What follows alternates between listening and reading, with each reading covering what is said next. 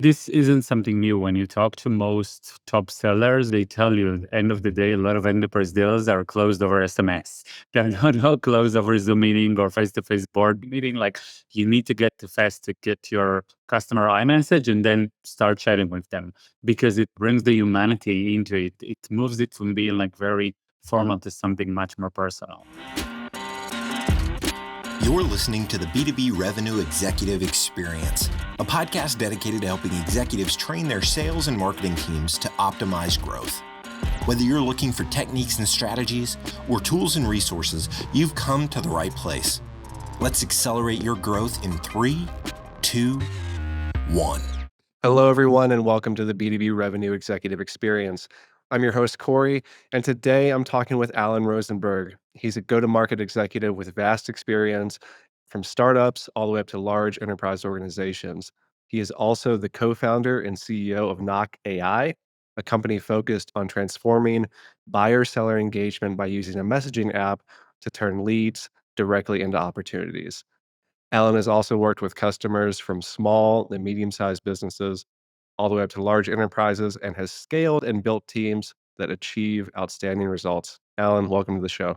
Thank you for the introduction. Happy to be here. Yeah, I'm excited to get into this because it's relatively new. And I think it's relatively new to those of us that are even, in the field, working it every day and have years of experience. So, before we get into really the complexities of customer engagement and what this is going to do to the future of B2B sales, I want to start with your personal journey. So what initially drew you to customer success and sales in general? I guess one of the things that I love most in life, I guess, is engaging with people. Can't stand sitting in front of the computer all day and even just being on Zoom calls. So love doing those. And when I had a choice of where to go to, it was clear that I'm going to something that involved people and human and talking to people, and that's definitely that was the choice. That's why I go that route. So yeah. Yeah, no, it makes a lot of sense. I think it's a common story for many of us. And so looking back over the course of your career, over the past couple of decades, you've seen how B2B sales has evolved at every step of the way. Looking at today's market, what would you say some of the most pressing challenges that we face are in terms of buyer engagement? I guess, I mean, there are two which are kind of correlated. One is our attention span. So, we are kind of so got used to, and especially probably the last 2 years with, ChatGPT coming out and everything, like we get instant things, like we want to get answer, we want to move fast, and it's all kind of ongoing communication to get it. So it's all move us to the way that we buy, to the way that we think, to the way we communicate. Everything needs to be much more instant on that aspect, which means that also sales needs to move in that direction. And that's kind of one shift. And then the other with it, of course, is also the noise. There are so many things happening to keep track of all the changes, all the latest, all the features, all the capabilities. It's just too much noise. So trying to how to navigate everything as a buyer, of course, and then from the other side, as a seller, how do you navigate all of it? How do you know, go above the noise to kind of really show the impact and everything you're doing? That's probably the two that I would point out. So yeah. Yeah, that's a great point. It's intriguing too because I think you're the first person that I've heard say within the last 2 years of ChatGPT and all these LLMs that it's further eroded our attention span. Do you wanna talk more about that? 'Cause I'm intrigued by that. Sure. Happy to. I guess one is definitely it caused us to like every research, everything we do. If in the past we used to go to Google or try to read and try to explore, now it's like it's instant. I'm like sending in to do research, give me a table, give me all the results, summarize. I don't need to do like exploration changed the way that it's much more woven on one end to conversation, but on the other end, it's a very, I want an answer. I'm asking, I'm going to get an answer. And then based on it, I'm going to just take everything I got and then make a decision and run with it, which definitely changed a lot of the behavior, a lot of how we look at things from my perspective. And a lot of also, if you look at the sales cycle, right? If up until now I used to go research, schedule a demo, do the 30 minutes discovery, and then the demo, like all this sales cycle was very clear step by step. Now it's no, I want to I want to ask a question, get an answer, move like with my intent and with my interest to do things now rather than wait for every step to happen. And so this is a good segue because you've talked a lot about using direct messaging, right? Actually DMing between buyers and sellers and having that be the primary way, like you'd interact with an LLM, right? The same sort of motion. So you've spoken a little bit to the behavior shifts that are maybe driving that, but can you walk us through at a high level how this works in a B2B sales context? Sure. So one, this isn't something new. When you talk to most top sellers, right? You'd know that they tell you at the end of the day, a lot of enterprise deals are closed over SMS. They're not all closed over Zoom meeting or face-to-face board meeting. Like you need to get to fast to get your customer iMessage and then start chatting with them because it brings the humanity into it. It moves it from being like very formal to something much more personal.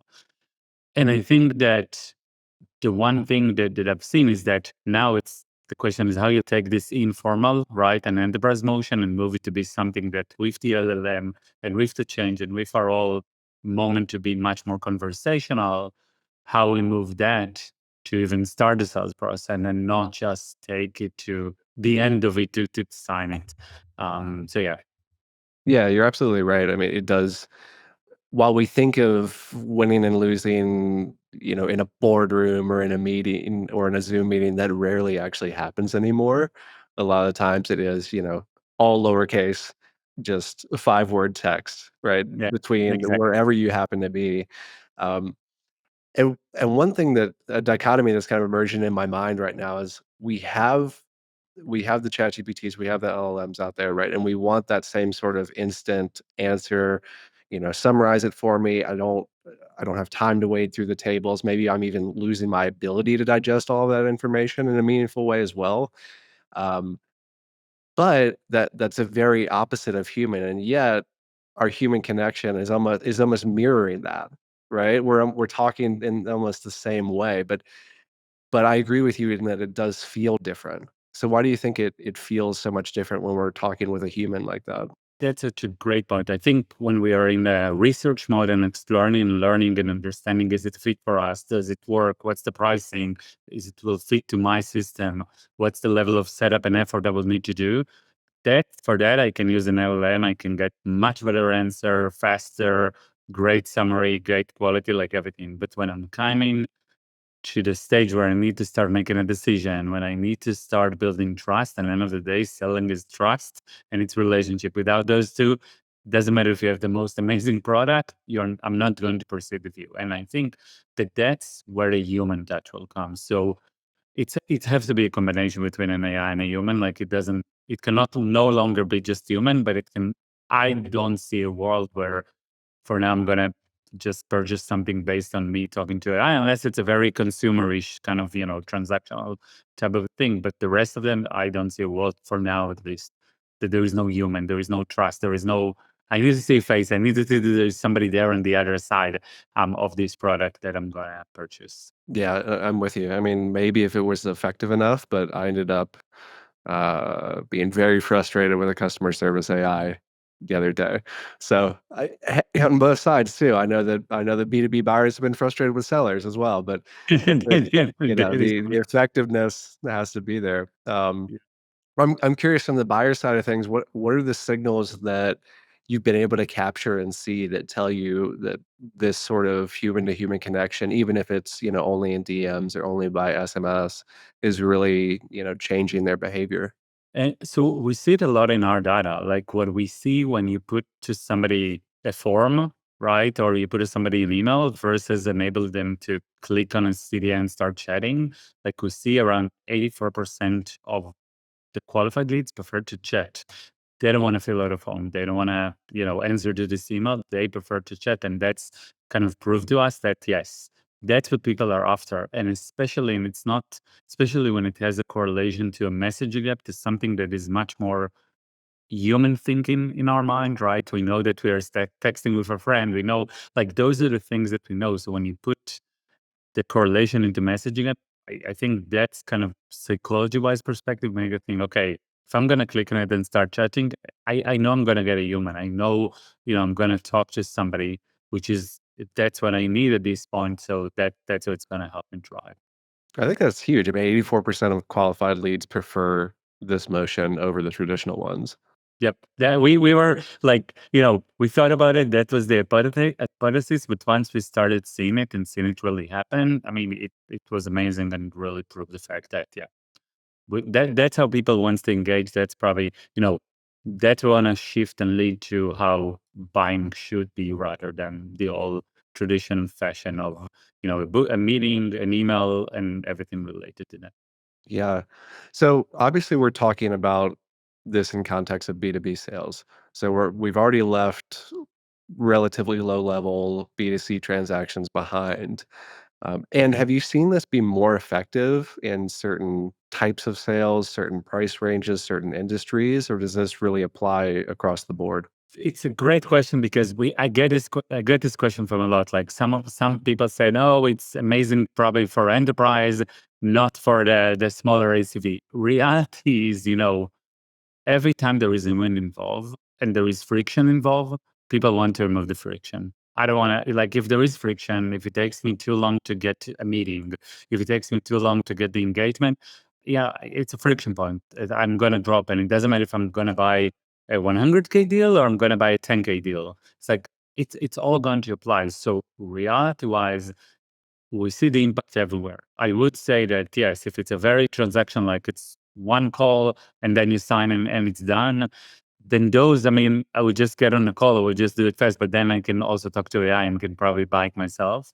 Um, and the more like in both complex, like what we are seeing is that in both complex sales cycle, it helps shortening the timeline because now qualification can be done over chat.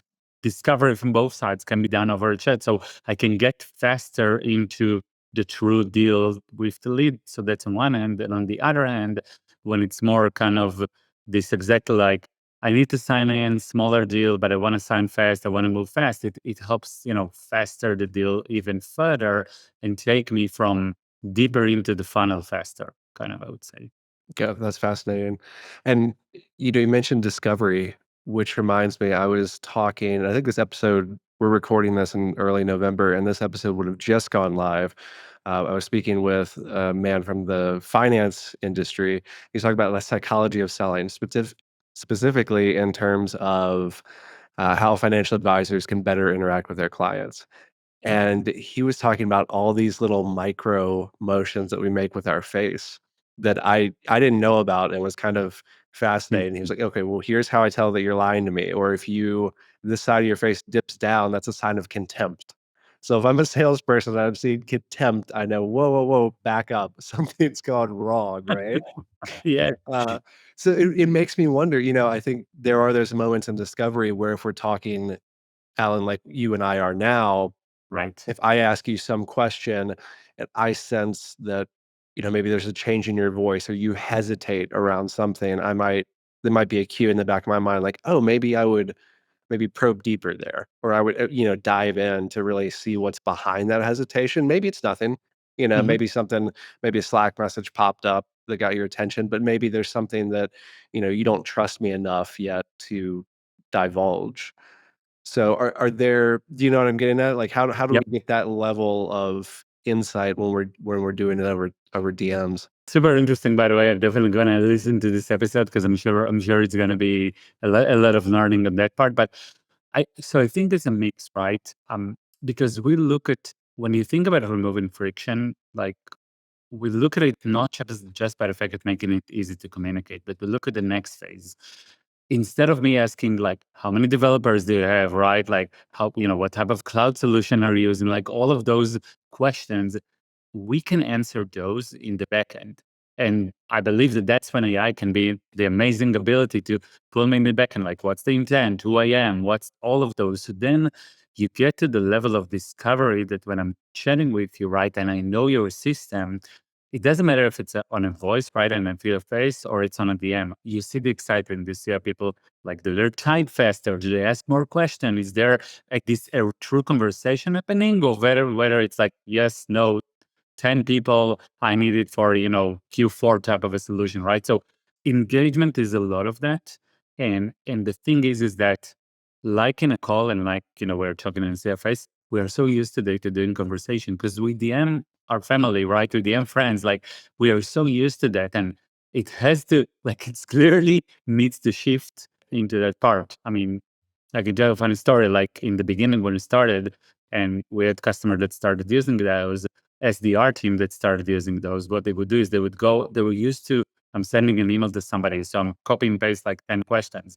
You would see them come in, somebody say hi, and say, hi, can you answer me those? Poof, copy paste the entire 10 questions, and now waiting for somebody to answer, which of course on the other side, nobody would answer because I'm chatting with you. I don't want to be bombarded with like 10 questions, right? So it takes a bit of a shift in the mindset, but once you understand that there is a human on the other side, like the buyer is a human and is sharing with you, it enables to be much more open. Like you see people come without the fluff, without that, okay, somebody's going to pitch me for 10 minutes. Like they're coming direct there. This is the problem. This is what I've got. This is what I'm after. Can you help me? Does the solution solve it? Like I'm coming much more, I know what I'm after. So I'm coming very, very direct and clear versus when it's kind of the sales fluff of chit chat and all of that, which has its important, but also, could enable me to not move as fast as I want sometimes in the deal. That's a really good point. I think if I'm understanding you correctly, it is a mindset shift, and we can still pick up on the same cues as we would when we're, maybe texting a friend of ours and we see their language patterns change a little bit, like something's still going on. And then also, if you're thinking about it from a removing friction perspective, so we've already covered, the form fills. Obviously, that's a big one. Yep. We maybe wanna get rid of the emails, where as a buyer, I'm asked, "How's the weather and what my week's been like?" And I'm trudging through, like, I really don't wanna answer this. I wanna get to the 2nd or 3rd paragraph, but, I'm gonna be Exactly. polite, right? So maybe we get rid of that friction point, get right to the heart of the matter more. What are some other common friction points that maybe this solves, or just others that you've seen that, we should think about tackling, if we're working in B2B sales and marketing? So I think the last point, right? So the first one is the form, as you mentioned. The second point is like how to remove friction, but the fact that I'm getting a lot of data about you before, instead of asking a lot of questions that I can now collect from so many data sources out there. And I think the third one is the whole idea of a meeting being scheduled. And I think on that part, like, right, because what we've seen a lot of companies, what they've done with that goal of a speed to lead, kind of move in the direction of you fill out a form, book a demo with me, and then, oh, in like 3 days, I'm going to have a meeting with you. And what we've seen, and recently there was a research that we've seen that basically said that people have intent for 90 minutes. After 90 minutes, you're going to start losing the intent. So you book a meeting and then you wait for 3 days for the meeting to happen. By that time, you don't remember who's the vendor, why did I get excited about this type of a solution? And like all the cycle needs to start. And either I'm not going to show up totally to the meeting, or I'm going to show up and the whole discussion needs to restart. And whatever that means from a sales perspective. So I think the last part of what we are trying to do is how, even from the simple act of booking the meeting, I'm still going to drive the engagement. So I'm going to chat with you from the meeting itself. I'm going to connect with you, chat with you. And here again, we can use AI and a lot of automation into that part. It doesn't need to be human, but ask you like, hey, what's the agenda you want to cover? Are there any more people you want to invite? And maybe like asking all of those questions, the prep. So then the meeting is not it's not the step, but it's just another part of the big funnel that I'm looking at and another part of the journey. And that, I believe, can remove this friction of, booking a meeting and how meeting correlate in the entire buyer journey part of things. So yeah.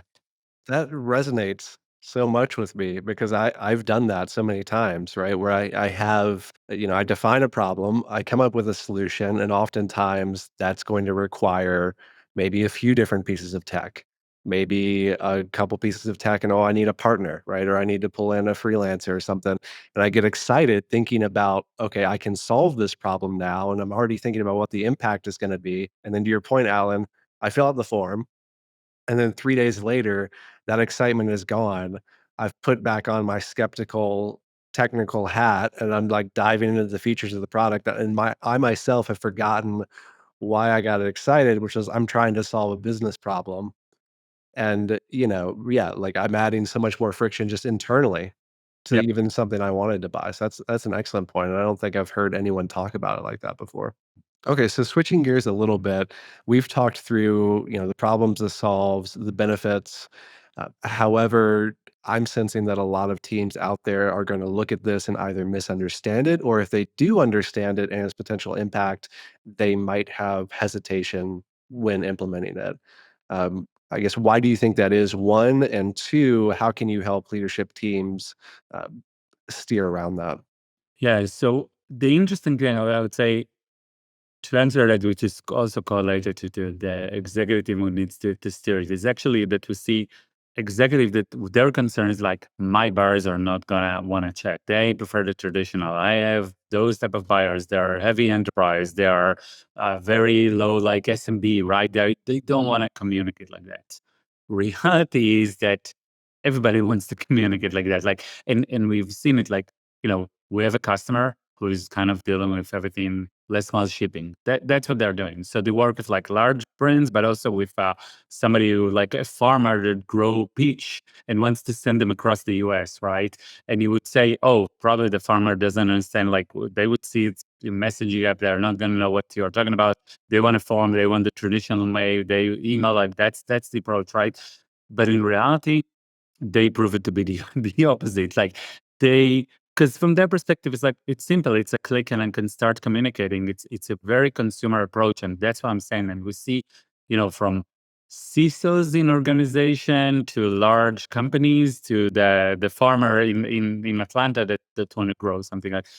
Everybody wants to engage, but it's a lot of a shift a bit in mindset to think about how, I have a workflow.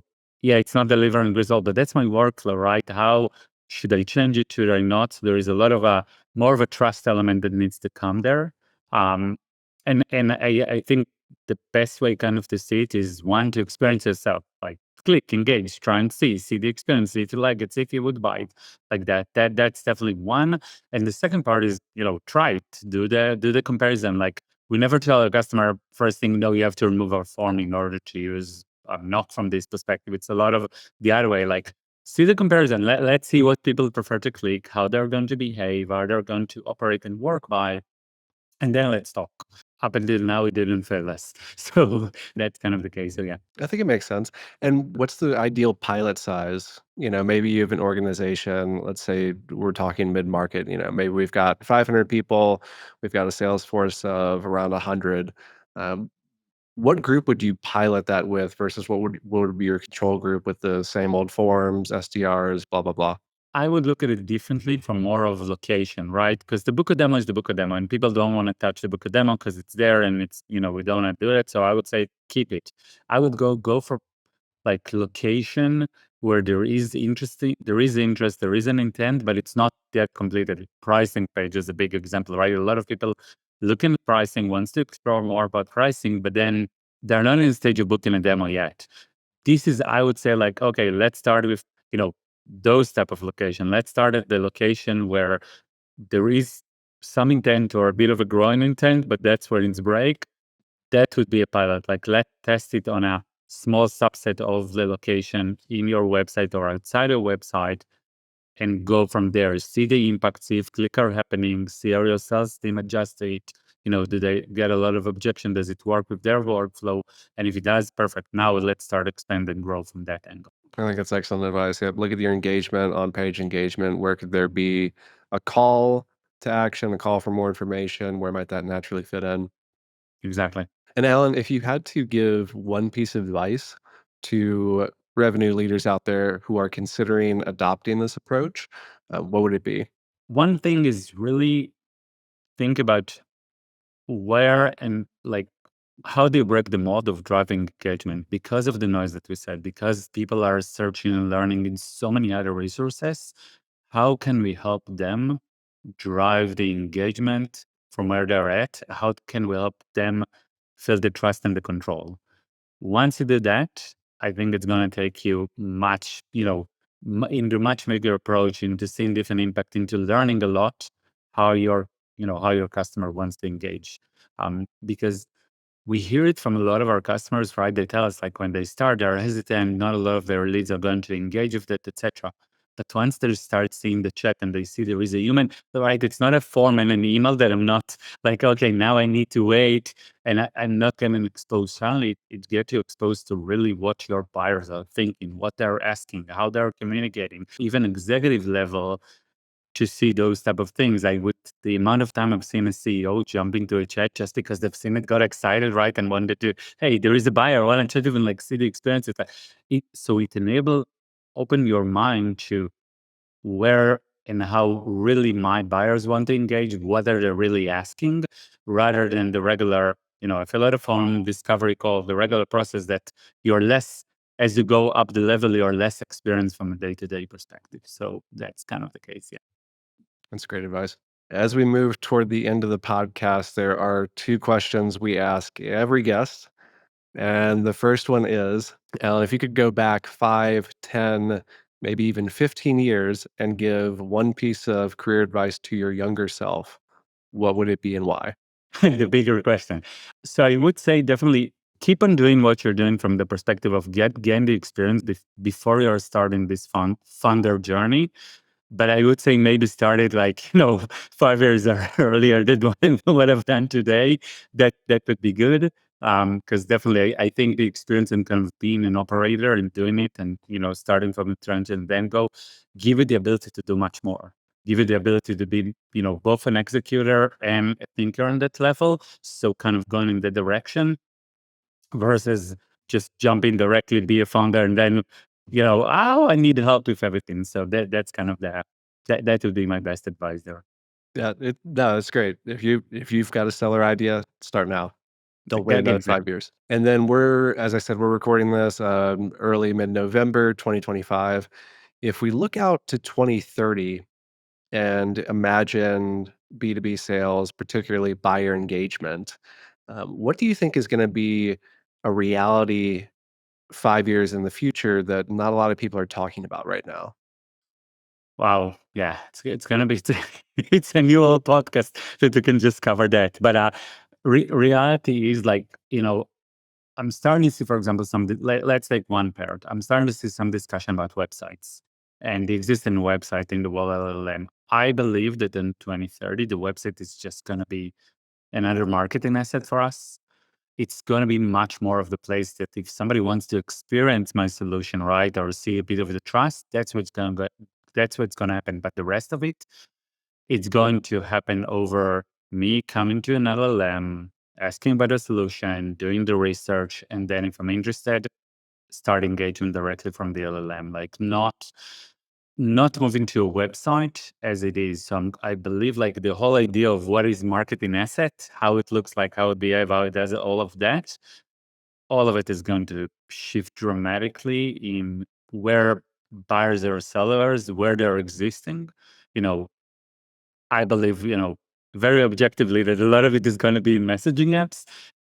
That's going to stay the human part of it, but the rest of it is going to happen in so many locations where we can learn and adjust and explore. That's kind of where I see those. That's such a fascinating answer. Because, that's something I've been thinking about more and more as we on the one side, well, I'll say as we create more content that is specifically for not for humans, it feels, right? It's for the LLMs to surface maybe things on our website when people are interacting and doing their buying searches really top of the funnel. Um, it seems like that's a very plausible future that we would actually that a lot of our content, a lot of what we call our website and marketing assets today would essentially maybe not even be buyer facing anymore. They would be there to feed the LLMs in the background. And that our websites would be, hey, come here to experience the product or experience the service in some way if you want to. Right? That's a really fascinating answer. Yep. I think the whole world is going to change and shift and reality. And again, not to do the two-step promotion of it, we have even started to see chats that are coming in from like Claude or ChatGPT, that Claude or ChatGPT bring you the knock link. So a customer come do a research on a product and then they offer a link and somebody click and start a chat. They never went, they would never went to the website. They never kind of seen all the pages, but just directly from a ChatGPT got it. And the chat was Like they already got all the information. So the chat was much more to the point. Like I've seen it. That's what I want. That's what I have. This is what I'm got. I've seen the solution. Do 1, 2, 3. Can we, is it correct? This is what I'm after. Can you support me on that aspect? Because this is my structure. So it's already starting slowly to happen, but I think it's going to grow much faster. I mean, end of the day, we need experience. As humans, that's part of it. We want to experience things. That's how we build relation. That's how we build trust. That's how, we enjoy. That's what creates the intent for us. So it has to change in that way. I will be fully surprised if we're gonna, 4 years from now, 4.5 years from now, going to be in the place that, I'm still getting into all of the pages, scrolling down, reading so many blogs, and who knows what else. That would be disappointed. I wouldn't even take to that level. Yeah. Fair enough. Well, Alan, this has been fascinating and fun and educational. Thank you so much for coming on the show. Thank you so much for having me. Great. If people want to learn more about you, more about Knock AI, where should they go? So either my LinkedIn, Alon Rosenberg, search for me, happy to chat all the time, or Knock AI, which is knock-ai.com. That's our website. So either one of them, feel free to go there and try the solution. So yeah, Great. thank you. Well, thanks again. We appreciate it. You've been listening to the B2B Revenue Executive Experience. To ensure that you never miss an episode, subscribe to the show in iTunes or your favorite podcast player. Thank you so much for listening. Until next time.